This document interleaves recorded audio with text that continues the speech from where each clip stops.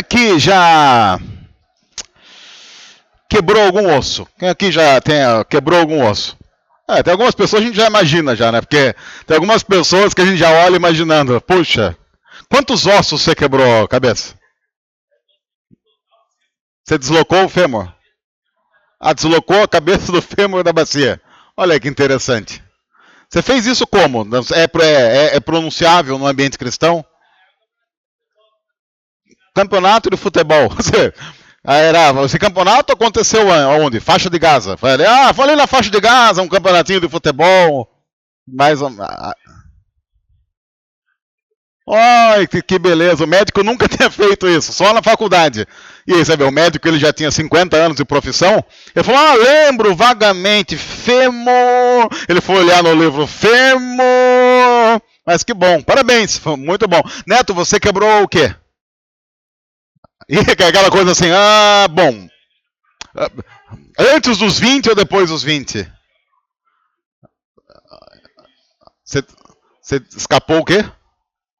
O osso do braço. Escapou o osso do braço.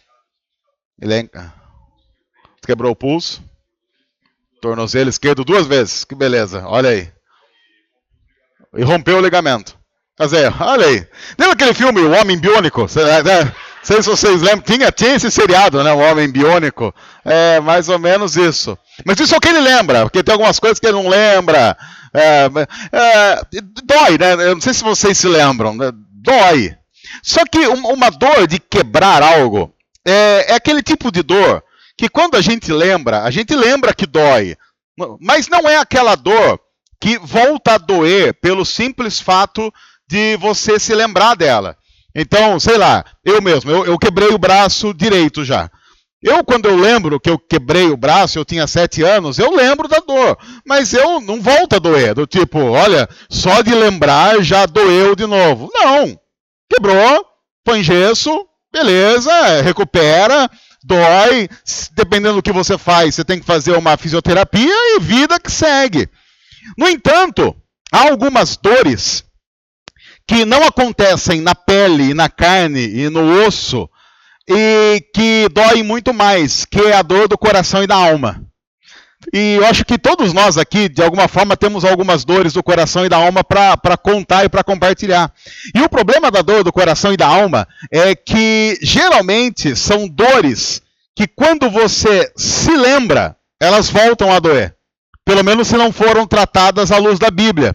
Há algumas dores e alguns momentos angustiantes da vida que, quando você se lembra, sei lá, embrulha o estômago, você não fica bem. Eu não sei quantos aqui já passaram por isso, por exemplo, de você sonhar com algum momento em que você sofreu dor no coração e na alma. Você sonha com aquilo e você já acorda mal.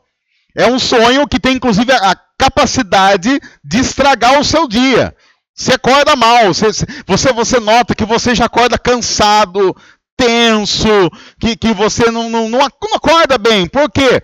Porque é uma dor que não deu na carne, não machucou aqui na carne, mas machucou aqui dentro. E essas são as dores mais complicadas de serem tratadas. Quando nós falamos sobre dor, e nós falamos sobre essa série, O Senhor da Dor, nós estamos falando exatamente sobre esse tipo de dor, que atinge às vezes, tudo bem, a carne, mas que atingindo a carne tem a capacidade de ferir o nosso coração e a nossa alma. E essas são dores que precisam, inevitavelmente, serem tratadas por Deus. Porque uma coisa que nós precisamos compreender na vida é que nós não temos capacidade de lidar com essas dores. Nós não podemos crer, por exemplo, como muita gente diz, que o tempo vai dar conta delas. O tempo não vai dar conta delas. Não, com o tempo eu esqueço. Não, nós não temos essa capacidade de esquecer dores que pegaram fundo lá no nosso coração. A gente não tem essa capacidade. É por isso que nós precisamos colocar tudo isso diante de Deus. Acontece que, especificamente hoje, falando sobre todo esse processo de ressurreição e a celebração da Páscoa, eu acho que especificamente hoje nós estamos num dia e num momento propício para falar sobre alguns processos de dor. Porque, claro, quando a gente está imerso na dor, é difícil pensar e conseguir imaginar uma saída. Mas nós vamos para um texto hoje, eu quero começar lendo esse texto e depois nós vamos falar sobre ele, que é um texto conhecido, é um texto famoso, e que fala sobre um acontecimento na vida de algumas mulheres que vão ao túmulo e encontram uma novidade. E eu quero, a partir desse texto, pensar em algumas coisas e num processo de dor que nós passamos e que é necessário compreender para lidar com a dor, não da forma como nós queremos, mas da forma como Deus quer para nos curar. Nós vamos para Lucas 24, nós vamos ler do versículo 1 ao versículo 7. O texto vai ser projetado e ele diz assim: no primeiro dia da semana, de manhã bem cedo, as mulheres tomaram as especiarias aromáticas que haviam preparado e foram ao sepulcro. Encontraram removida a pedra do sepulcro, mas quando entraram, não encontraram o corpo do Senhor Jesus. Elas ficaram perplexas, sem saber o que fazer. De repente, 2 homens com roupas que brilhavam como a luz do sol colocaram-se ao lado delas. Amedrontadas, as mulheres baixaram o rosto para o chão e os homens lhes disseram: por que vocês estão procurando entre os mortos aquele que vive? Ele não está aqui, ressuscitou. Lembrem-se do que ele lhes disse quando ainda estava com vocês na Galileia. É necessário que o Filho do Homem seja entregue nas mãos de homens pecadores, seja crucificado e ressuscite ao terceiro dia. Esse é um texto conhecido, famoso, você já deve ter visto em algumas igrejas teatro sobre isso, mas o texto já começa de maneira intrigante, porque diz que no primeiro dia da semana, algumas mulheres foram bem cedo, pegaram especiarias, e a ideia era um tipo de embalsamar do corpo de Jesus, uma tradição. Agora, o que eu queria que nós começássemos pensando um pouco nessas mulheres. Porque não eram mulheres que estavam no estado normal.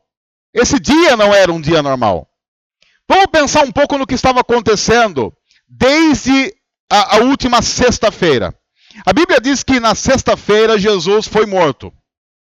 E essas mulheres que foram até o sepulcro eram mulheres do círculo íntimo de Jesus.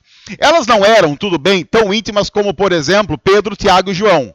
Porque Pedro e Tiago e João eram muito, mas muito íntimos de Jesus. Jesus, tudo que fazia, levava consigo Pedro, Tiago e João. Mas essas mulheres faziam parte de 70 pessoas que a Bíblia diz que eram muito próximas de Jesus. Jesus tinha um grupo de mais ou menos 70 seguidores próximos, que estavam com ele em quase tudo que ele fazia. E essas mulheres eram pessoas que estavam nesse grupo.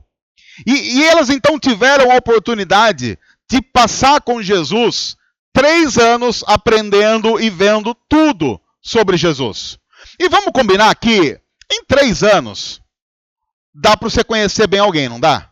Se você dormir, acordar, tomar café da manhã, almoçar e jantar com uma pessoa durante 3 anos seguidos, todos os dias, dá para você conhecer a pessoa. E dá para você conhecer de uma maneira que você pode dizer depois de 3 anos, se nós andássemos juntos: olha, eu conheço todo o seu lado bom e eu conheço algumas coisas ruins sobre você. Se eu perguntar para qualquer pessoa aqui casada: olha, quais são as qualidades do seu cônjuge? Você vai dizer. E se eu perguntar quais são os defeitos? Você também vai dizer. Porque qualquer pessoa que conheça uma outra pessoa minimamente sabe, uma pessoa tem qualidades e tem defeitos. Com Jesus não dava para ser assim, porque depois de 3 anos vivendo com Jesus, a única coisa que as pessoas podiam dizer era: esse cara não tem defeito. Não dá para encontrar um defeito nele. Já imaginou você convivendo com Jesus? De repente Jesus, sei lá, ele transforma água em vinho. Aí você fala: oh, legal esse negócio, ele transforma água em vinho, já gostei. Dependendo, se você não é uma pessoa lá muito tradicional, você gostou. Tomou vinho. O Edir Macedo falou que estava errado Jesus fazer isso. Mas, né, fazer o quê? Se você duvida, sério, você só procurar no YouTube, Edir Macedo critica o primeiro milagre de Jesus. Ele fala que não está muito certo, mas por aí. Mas, bom, sigamos. Seguindo em frente, aí você fala: ah, legal isso que Jesus fez. Aí, de repente, Jesus, sei lá, ele cura um cego. Você fala: olha, Jesus de novo, hein? Olha, tá vendo? Tá fazendo direitinho, tô gostando de Jesus. Aí você pensa, não, mas vai chegar uma hora, sei lá, vai chegar uma hora que ele vai fazer alguma coisa que a gente vai falar, olha que defeito de Jesus. Aí você acorda num determinado dia e pensa assim, será que é hoje que Jesus vai fazer alguma coisa errada? Aí ele vai lá e faz um paralítico andar. Você pensa, não é hoje, vamos deixar para amanhã. Aí no outro dia, sei lá, ele ressuscita Lázaro. Você fala, não é hoje também. Aí no outro dia ele prega o Sermão do Monte. Você fala, também não dá para criticar. E aí vai acontecendo uma série de coisas, e no final de 3 anos você está completamente absurdo, embasbacado com esse tal Jesus. E aí você começa a imaginar assim, cara, eu acho que ele é quem ele está falando que é. Porque depois de 3 anos, esse cara só pode ser mesmo o Filho de Deus. A gente está achando que ele é o Messias mesmo. E aquilo vai tomando conta do coração dessas pessoas que estão próximas de Jesus. Imagine você, 3 anos de intensivão com Jesus, e você crendo, a liberdade chegou, nossos problemas estão terminados, o Messias veio, Deus está entre nós, e aquilo vai transformando o seu coração. Só que de repente, num determinado momento, o que acontece? Acontece então que Jesus faz uma ceia, ele parte o pão, ele dá o cálice, ele diz, esse cálice é o meu sangue, e aí ele convida você para ir para o Getsemane, um jardim conhecido ali em Jerusalém, e de repente você nota que o clima não está legal, aquela noite está um pouco mais pesada, o ar está pesado, e você nota que Jesus mesmo está muito mais tenso do que o normal, e ele pede para que você o acompanhe em oração, e aí de repente alguns guardas chegam e você pensa assim, bom, mas várias vezes no ministério, Jesus já esteve prestes a ser preso, ele já escapou de poucas e boas,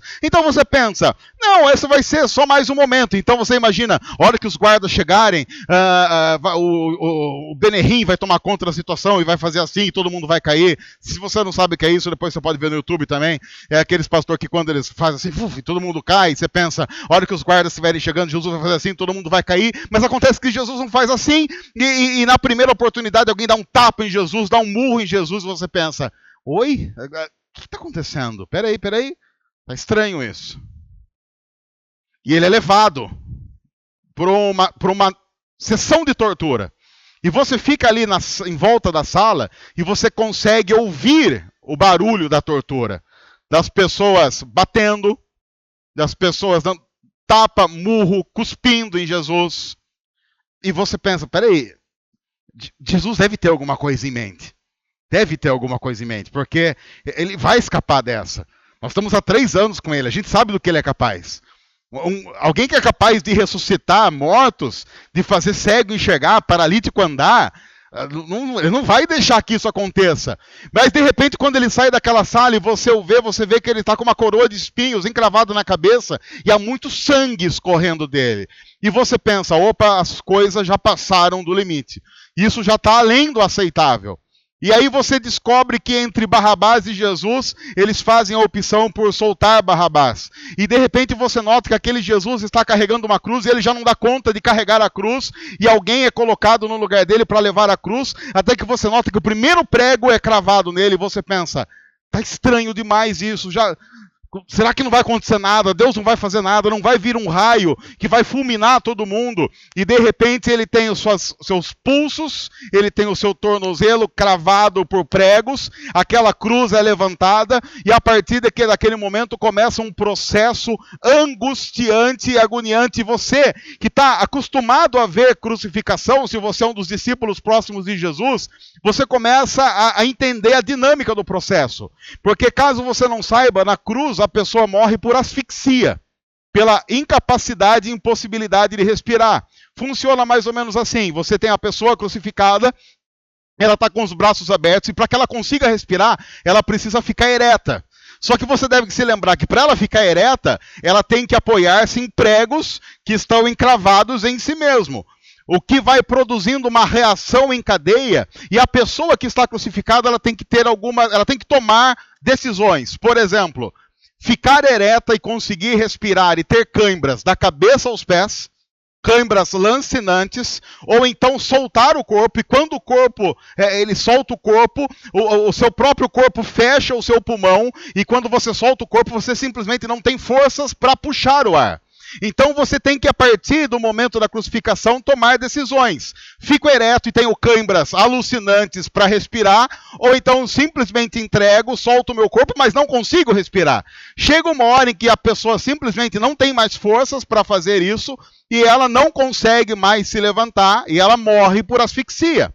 E você vê que Jesus, então, está nesse processo, mas, de repente, ele diz, está consumado, Pai, em tuas mãos eu entrego o meu espírito, e você vê que ele para de se mexer. E aí você pensa, será? Será mesmo? Só que, você que está acostumado em ver a crucificação, você diz assim, só que foi muito rápido, porque provavelmente Jesus morre em 2 ou 3 horas desse processo de tortura. Mas as pessoas demoravam, em média, muito mais para morrer. Você tem relatos de pessoas que demoravam 12 horas. Então, quando demorava muito e o espetáculo já tinha perdido a graça, o que os guardas faziam? Eles pegavam pedaços de madeira muito grossos, batiam na perna daquele que estava crucificado para que ele não tivesse mais como levantar o seu corpo, e aí em poucos minutos ele estava morto. E aí os próprios guardas, quando notam que Jesus já não esboça a reação, ele não tenta respirar, ele não faz nada disso, eles ficam meio em dúvida se morreu ou não morreu, e alguém então tem uma ideia dizendo assim, vamos fazer o seguinte para ver se ele morreu, vamos pegar uma lança e vamos perfurar com uma lança. Se ele estiver vivo, ele vai esboçar uma reação, porque ninguém consegue ficar inerte tendo uma lança espetada em si mesmo. Se ele estiver morto, a gente termina o processo, vamos embora para casa. Não tem mais o que fazer aqui. E você, discípulo de Jesus, você está esperando aquilo pensando, caramba. Porque você tem um cara do lado que está zombando de Jesus, dizendo assim, se você é mesmo quem você fala que é, desce da cruz. Você não está falando que você é Deus? Se você é Deus, desce da cruz. E você já começa a pensar assim, caramba, esse cara aqui do lado está falando isso, tirando o sarro, mas eu já estou torcendo que ele tenha razão no que ele está falando, e que daqui a pouco Jesus fique tão bravo com a situação que desça da cruz só para dar um murro nesse cara aqui. E aí você já começa a torcer, mas você vê que já passam 5, 10, 15 minutos e ele não esboça reação nenhuma. Até que um dos guardas fura o seu lado com uma lança e nada. Ele morreu. Essa é a sexta-feira. Essas mulheres que vão para o sepulcro, elas estão carregando isso no coração. Elas não estão com o coração normal. Elas estão com o coração enlutado por uma sexta-feira que foi absurda. Uma sexta-feira em que a única pergunta que fica é, Deus, por que o Senhor desamparou mesmo a Jesus e a todos nós? Porque agora, Deus, acabou. Num processo de dor, a gente, talvez, claro, a gente não passou por um processo como Jesus passou, mas a gente sabe que há momentos na vida em que a gente simplesmente tem a sensação de que não tem saída. C.S. Lewis, um dos maiores e melhores autores cristãos da história, diz que essa é a noite escura da alma. São aqueles momentos em que você está num lugar tão escuro que mesmo que você abra os olhos, você não vê nada. E você não vê nenhuma luz no fim do túnel, porque parece que nem túnel há. Você sabe que tem que correr para um lado, mas você não faz ideia para que lado correr. Você sabe que você tem que sair daquilo, mas você não sabe se há uma porta. Os discípulos de Jesus, na sexta-feira em que Jesus morre, estão passando por isso. Mas para mim, quando eu penso no processo de dor e como Deus trabalha isso na vida dos seus discípulos, na morte e ressurreição de Jesus, eu consigo entender que a sexta-feira é um dia angustiante. Adrenalina lá em cima, mas chega uma hora que a gente tem que voltar para casa. Jesus morreu, a gente sepulta e volta para casa. Tem o que fazer. Para mim, um dos piores momentos deve ter sido o sábado. Porque no sábado, entre a sexta-feira e o domingo pela manhã, nada acontece. Nada. Você não tem nada para fazer no sábado, a não ser curtir aquele momento em que você ora e simplesmente Deus não faz nada. Porque imagina que você é um discípulo de Jesus, e você, depois de 3 anos com Jesus, acorda no sábado, o que você vai fazer? Imagine você, sei lá, como Pedro. Pedro, segundo a Bíblia, era um pescador de lambari antes de conhecer Jesus. Aí Jesus diz para Pedro, olha, você não vai mais pescar peixe, você vai pescar gente. Eu vou mudar a sua vida. E aí agora Pedro acorda no sábado e pensa, caramba, será que Eu vou voltar a pescar lambari? Imagine Mateus. Mateus tinha sido tirado da coletoria. Ele era um cobrador de impostos, odiado pelo seu povo. Ele se torna seguidor de Jesus e agora ele talvez pense no sábado. Será que o pessoal da coletoria me aceita de volta? Será que eu vou ter que voltar a uma opção de vida em que eu vou ser odiado pelo meu povo? Será que é isso que sobrou depois de 3 anos? Imagine o quanto esses caras e esses seguidores de Jesus e essas mulheres oraram e pensaram e pediram, dizendo: Deus, o que está acontecendo? E no sábado, nem uma voz apareceu de lugar nenhum. Muito parecido com processos de dores em que nós somos inseridos, em que o silêncio impera de maneira angustiante. E é muito provável que alguns de nós que estamos aqui hoje estejamos passando justamente por um sábado totalmente absurdo, em que a gente diz: Deus, essa é a minha situação. Coisas ruins aconteceram e eu estou vivendo esse sábado em que não há resposta absolutamente de nada para nada. Estou totalmente perdido. Eu não sei, Deus. Eu não sei para que lado ir. Eu sei que eu preciso caminhar, mas eu não faço a mínima ideia de para onde caminhar. Eu não tenho para onde ir. Eu sei que eu tenho que buscar a orientação do Senhor para saber para onde ir, mas o Senhor também sabe que eu tenho buscado a orientação do Senhor e não há voz nenhuma. Ou aparentemente eu não consigo ouvir voz nenhuma. Essa é uma realidade, isso existe, isso acontece. Mas lembre-se que nem a sexta e nem o sábado são definitivos na experiência cristã. Vamos voltar para o texto.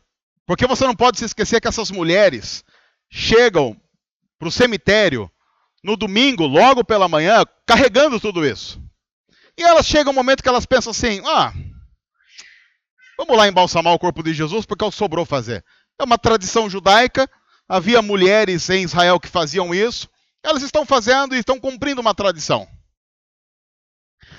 Agora, o texto que nós lemos começa dizendo assim, que elas foram para o sepulcro no primeiro dia da semana. Talvez para a gente que não está muito acostumado com algumas culturas diferentes da nossa, isso não soe estranho.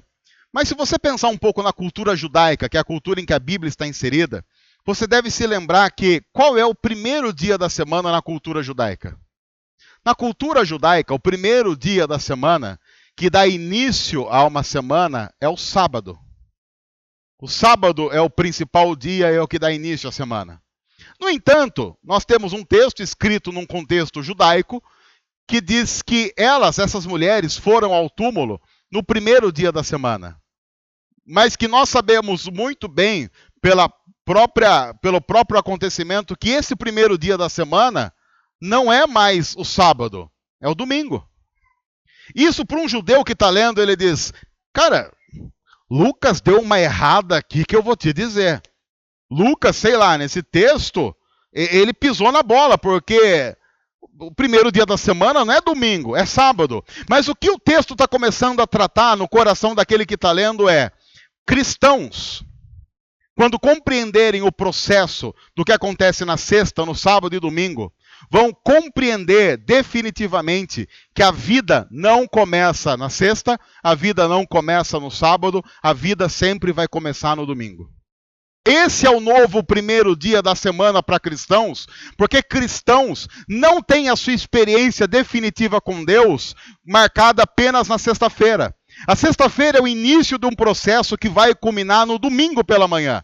E no domingo pela manhã, aquelas mulheres com o coração marcado, doído, cheio de cicatrizes, vão até o túmulo e escutam algo que mudará não apenas as suas próprias vidas, mas vai mudar a vida de toda a humanidade.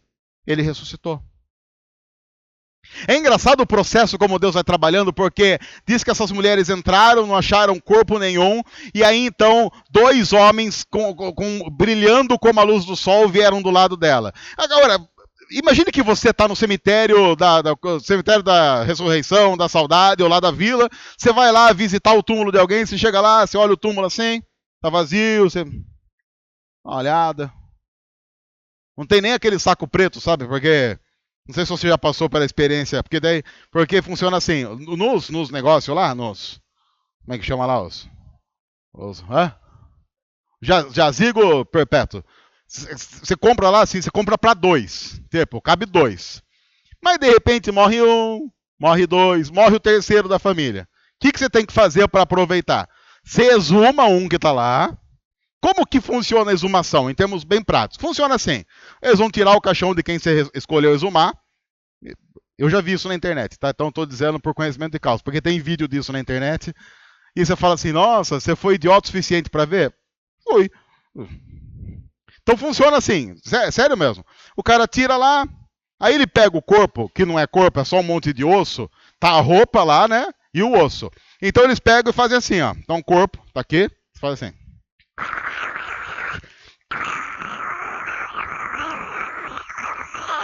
Esse barulho são os ossos, né, no caso. E aí eles dobram assim, dobra, porque fica um... Sabe aquela assim, resto de churrasco? Aquele ossinho de frango que você jogou na churrasqueira para queimar, fica aquilo praticamente, é verdade. Fica muito quebradiço, todo mundo depois que morre fica com osteoporose. Aí fica quebradiço, aí o que eles vão fazer com a gente? Eles vão embrulhar a gente, ela embrulha, aí você fica desse tamanho mais ou menos, a Camila fica assim, eu assim, aí o que eles fazem? Eles pegam aquele saco de lixo de 100 litros, sabe aquele saco preto de lixo? Pega, joga o C lá dentro, fecha. E aí eles vão colocar um outro caixão no lugar e aquele saco, você repara, sempre no velório tem um saco preto ali dentro. Aquilo ali não é que eles pegaram as flores e vão guardar as flores. Não, é alguém da família sua que está lá. E aí sempre tem aqueles comentários do tipo ali. Aí o tio fulano. Sempre tem, você pode ver, sempre tem esses comentários. Tio fulano. Aquele saco preto ali é o tio fulano ou o voceclano? Não sei, ali, pelo tamanho, é mais ou menos isso. Mas imagine que você está lá e aí, de repente, 2 homens chegam com luz brilhando como o sol. Se está brilhando como a luz do sol, você não vai olhar para eles. Você vai fazer basicamente o que as mulheres fizeram. Elas ficaram tão temerosas e tão assustadas com o que estava acontecendo, que elas colocam o rosto em terra, e a Bíblia diz que elas voltaram o rosto para o chão, mas voltar o rosto para o chão não significa apenas olhar para o chão, significa abaixar com tudo e pensando, ferrou, porque agora vai nós também. E aí então, você pensa, não, e aí você escuta eles dizendo assim, o que vocês estão procurando aqui? Porque vocês não sabiam que ele ia ressuscitar?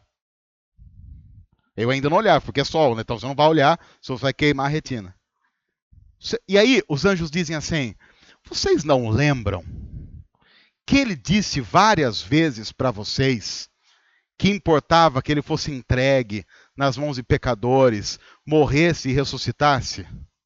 E aí você está lá e você pensa, eu lembro, mas ele falava coisas tão legais que quando ele falava essas coisas, a gente pensava, isso não faz sentido.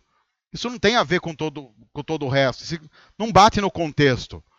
De repente, o cara que acabou de ressuscitar morto, curar cego, levantar coxo, ele falar que vai ser entregue, vai ser morto, vai ser traído. A gente achava aquilo tão impossível na história toda, que a gente não dava muita bola para isso, mas agora faz sentido. Agora faz sentido.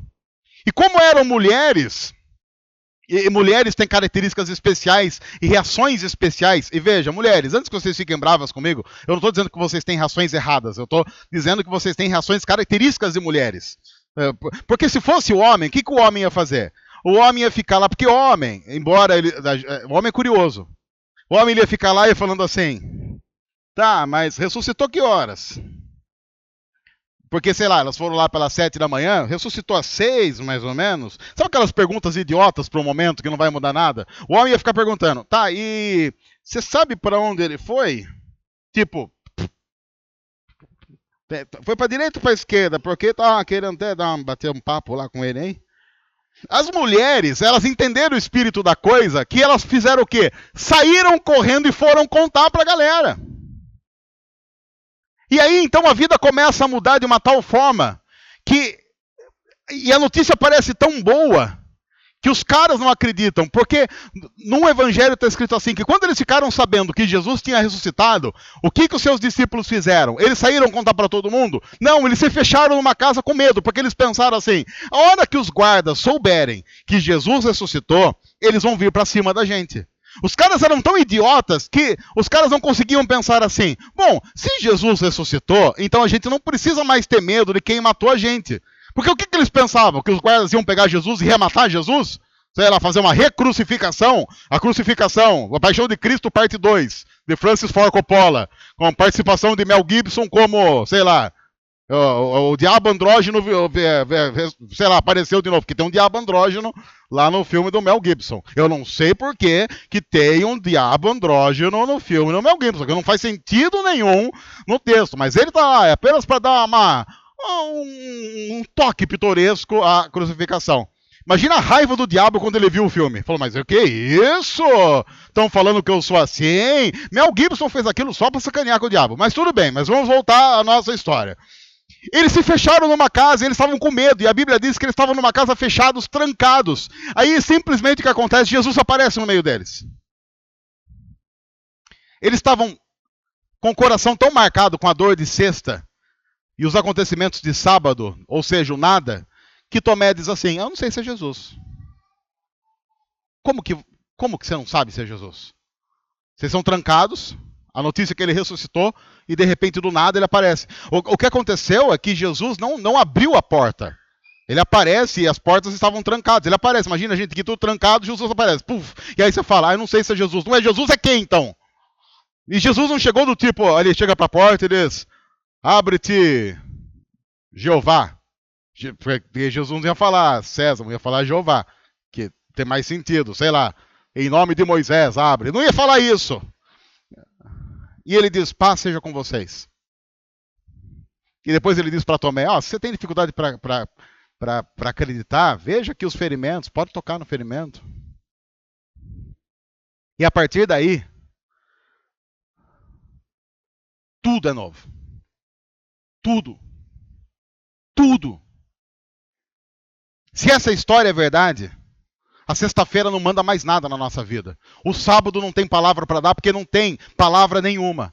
O que comanda a vida de cristãos é o que acontece no domingo de manhã. E no domingo de manhã, Jesus ressuscita para todo sempre, a dor é vencida, o sofrimento é vencido e a morte é vencida. Não há mais morte comandando absolutamente nada, não há mais dor comandando absolutamente nada, há apenas Jesus comandando toda a história. A morte foi vencida. E agora cristãos que compreendem o sentido da Páscoa conseguem compreender que nós estamos caminhando uma caminhada e uma jornada que nos conduz a um tempo que todo dia será domingo. Nós estamos caminhando em direção ao momento da história em que todo dia será domingo de manhã, todo dia será o primeiro dia da semana, todo dia será o dia de celebração de uma nova vida, porque chegará o dia em que todos nós juntos estaremos cantando as canções que estão escritas em Apocalipse diante de Jesus. Chegará o dia, e será em breve, em que todos nós estaremos ajoelhados diante do Cordeiro de Deus que ressuscitou no domingo pela manhã, dizendo, Jesus Cristo é o Senhor, para a glória de Deus Pai. Todos nós confessaremos isso juntos. E não haverá mais sexta, não haverá mais sábado, porque tudo será domingo. E nós viveremos eternamente na presença do nosso Deus. É isso que nós celebramos num dia como hoje. É por isso que quando nós pensamos em Páscoa, nós não estamos pensando, e eu quero dizer isso com muita tranquilidade, porque em casa tem ovo de chocolate, se tivesse coelhinho de chocolate, pode ter coelhinho de chocolate, eu não tenho crise nenhuma com ovo de chocolate, com coelhinho de chocolate, com pirulito de chocolate, com chocolate com chocolate. Se você ganhou um ovo de Páscoa e tem crise com ovo de Páscoa, o meu endereço é Rua Manuel Ferraz de Arruda Campos. Você entrega lá, não tem problema nenhum. Eu, como pastor, dou um fim naquilo. Nós vamos dar um fim naquilo. Porque, imagine, eu vejo cristãos discutindo ovo de Páscoa. E eu penso, o ovo de Páscoa nunca vai ter capacidade de tirar qualquer coisa e qualquer poder que está no Cordeiro de Deus que ressuscitou no domingo de manhã. Não vai ter capacidade nenhuma.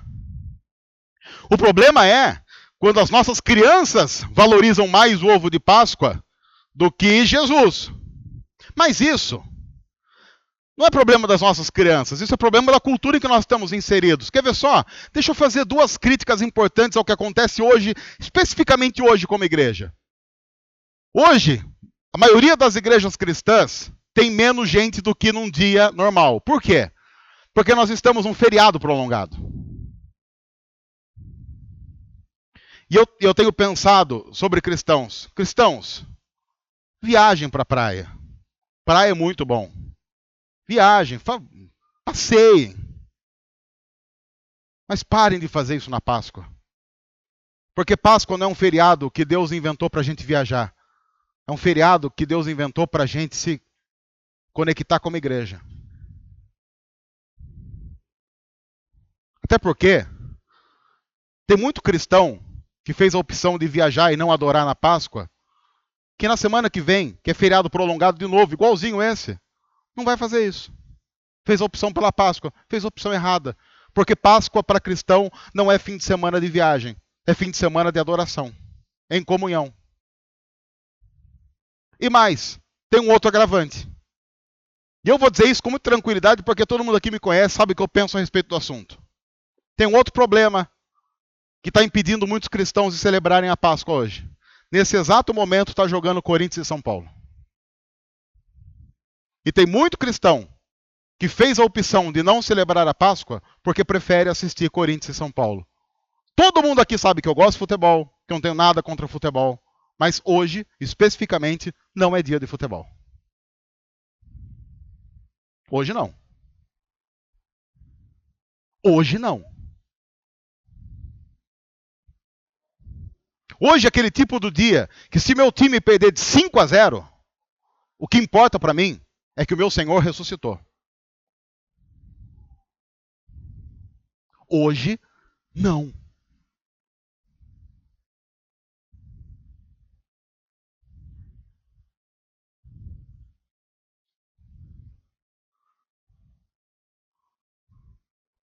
Hoje é o dia em que a gente está antevendo o dia em que nós estaremos diante do trono de Deus.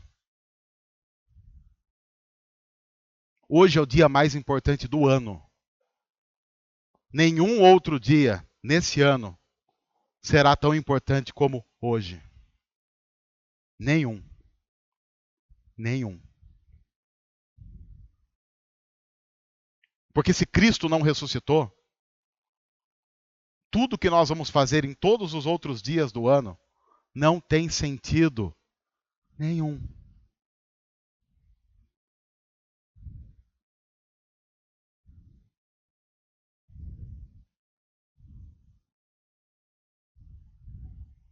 Sabe aquela dor que dói no coração e que dói mais do que todos os ossos que o neto quebrou na vida?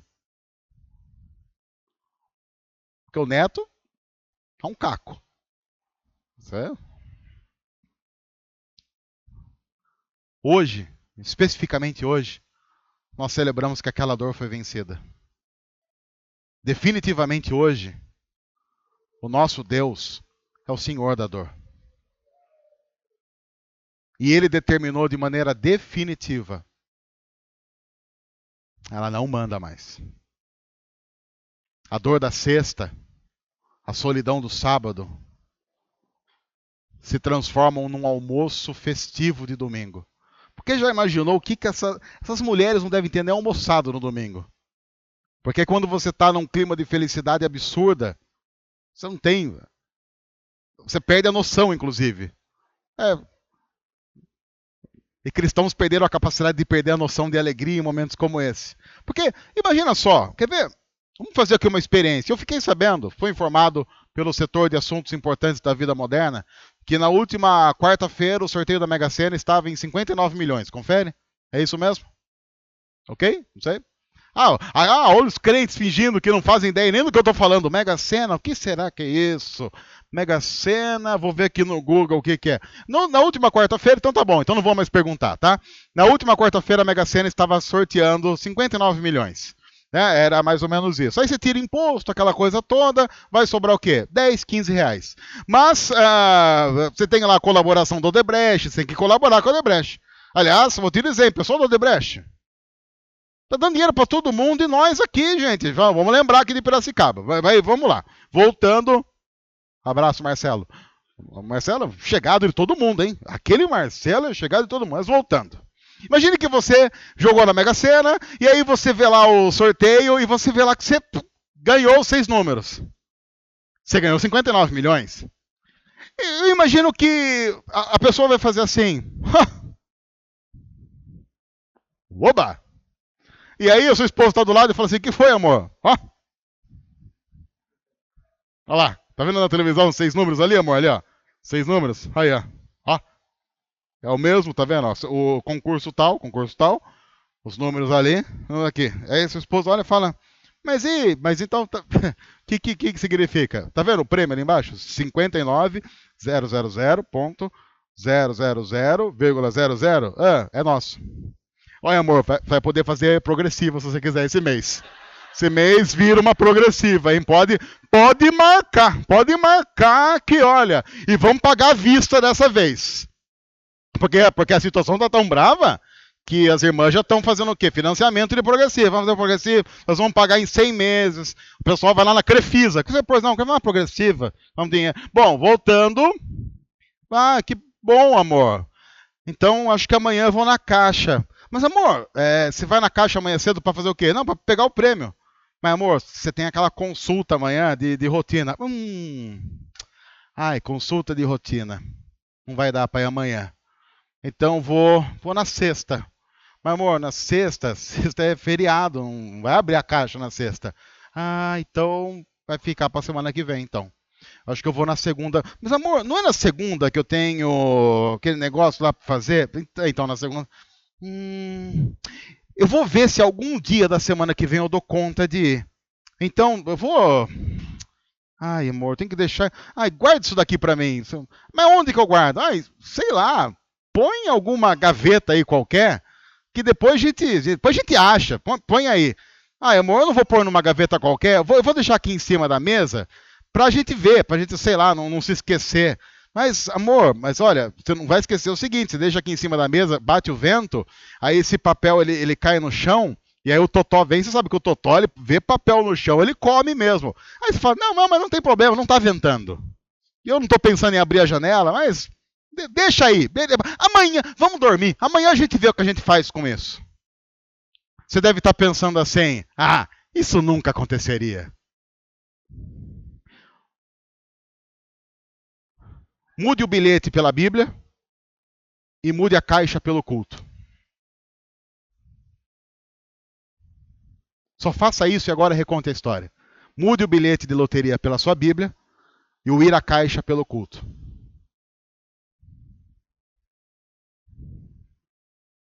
Porque, claro, são 59 milhões.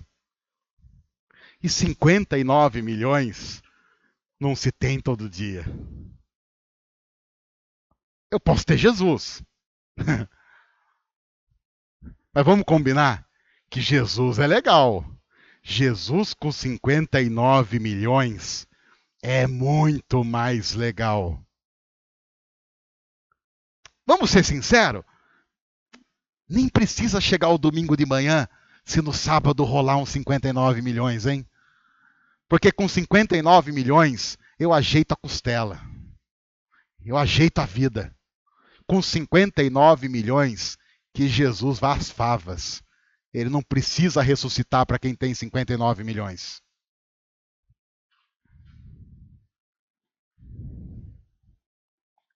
Nós temos 2 coisas para fazer no encerramento da Páscoa 2017.